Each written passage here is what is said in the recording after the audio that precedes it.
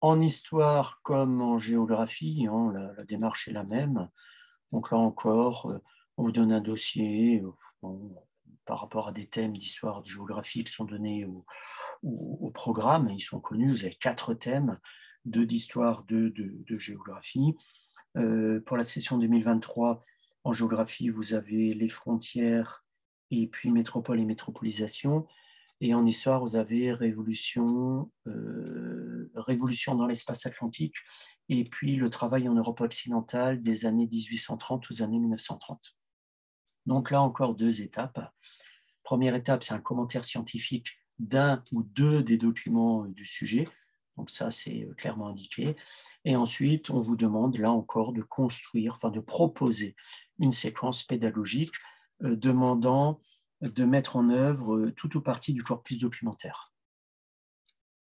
Alors, 4 thèmes au programme, où j'en ai parlé, 2 en histoire, 2 en géographie. Alors, il y en a 2 qui sont nouveaux, donc ils seront encore là l'an prochain. Hein. Révolution dans l'espace atlantique et métropole et métropolisation. Et puis travail en Europe et les frontières, donc ça, ce sont des questions anciennes. Pour le programme de français, pour l'écrit, il n'y a pas de programme. Donc vous débrouillez. Par contre, pour l'oral, il y a un certain nombre d'œuvres qui sont données, qui sont renouvelées par moitié, mais j'en parlerai pas ce soir parce que c'est pas le but. Alors, exemple du sujet de la session 2022, bon, voilà à quoi ça ressemble. Donc, une première page, une deuxième page pour être plus précis, qui vous donne à la fois les consignes et puis la liste des documents avec un certain nombre d'informations tirées du paratexte ou du paradocument. Ensuite, les documents, document 1, donc c'est un document quand même qui est relativement long, il fait un peu plus d'une page.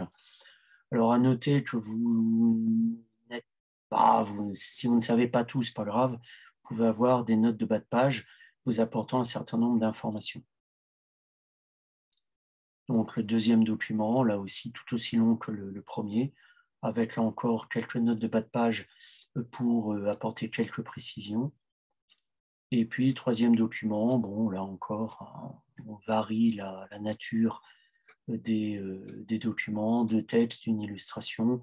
Bon, bah voilà, c'est classique. En histoire, on ne travaille pas que sur des textes. On peut travailler également sur des supports illustrés, des documents iconographiques.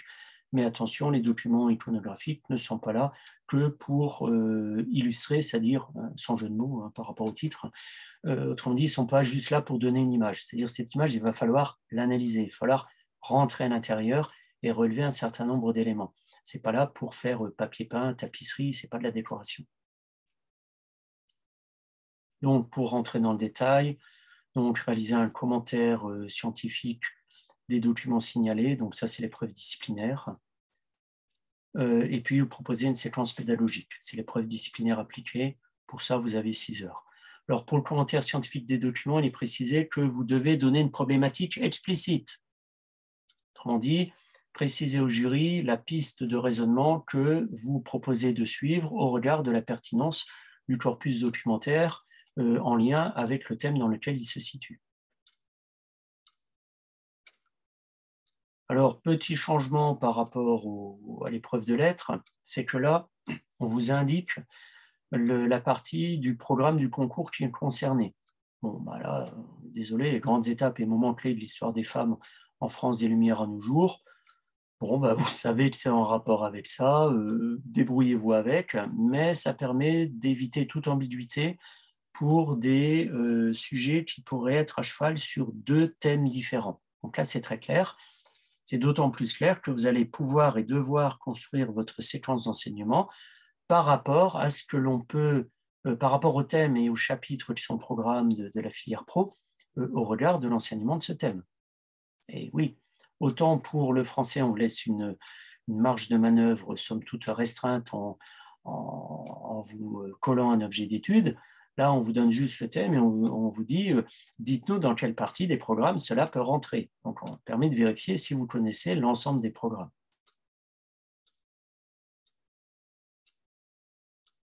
Voilà, donc les 3 documents. Les 2 documents 1, document 2, donc, qui sont à commenter, c'est explicitement précisé. Le document 3 n'est pas à commenter, mais vous pouvez l'utiliser comme source d'informations dites scientifiques ou contextuelles par rapport à la date où le document a été produit. Et vous pourrez, si vous l'estimez pertinent et si vous arrivez à l'utiliser, vous pourrez de toute façon l'inclure dans votre projet de séquence d'enseignement. Donc, les enjeux de l'épreuve en histoire-géographie, donc la méthodologie, là encore, comment je travaille un corpus de documents, comment j'en fais émerger la pertinence, la cohérence, donc la problématique. Comment est-ce que je conduis un commentaire de document? Bon, là, commentaire de document, j'aurais pu le mettre au pluriel puisqu'il y avait 2 documents à commenter, sachant que si l'on a un document ou si l'on a 2 documents, la démarche reste la même.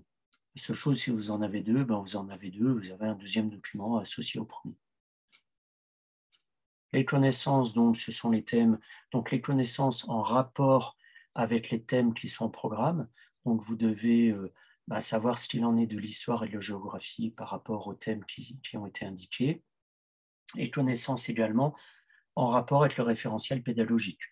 C'est-à-dire que vous devez être capable de dire dans quel thème d'histoire, de l'enseignement de l'histoire dans les programmes de CAP et filière Bac Pro peut s'insérer le thème au concours et en particulier le sujet sur lequel vous travaillez.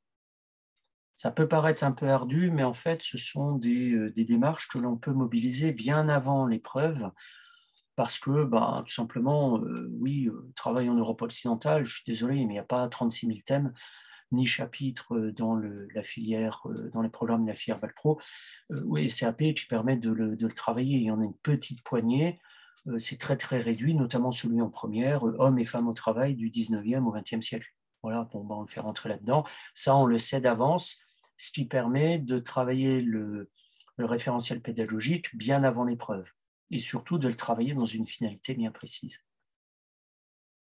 Dans la didactique, là encore, proposer une séquence d'enseignement, les étapes, la formulation, l'usage des documents, et puis les objectifs que vous allez poser. Alors là, c'est un petit peu différent par rapport au français tout à l'heure, parce que les objectifs, il va falloir les créer.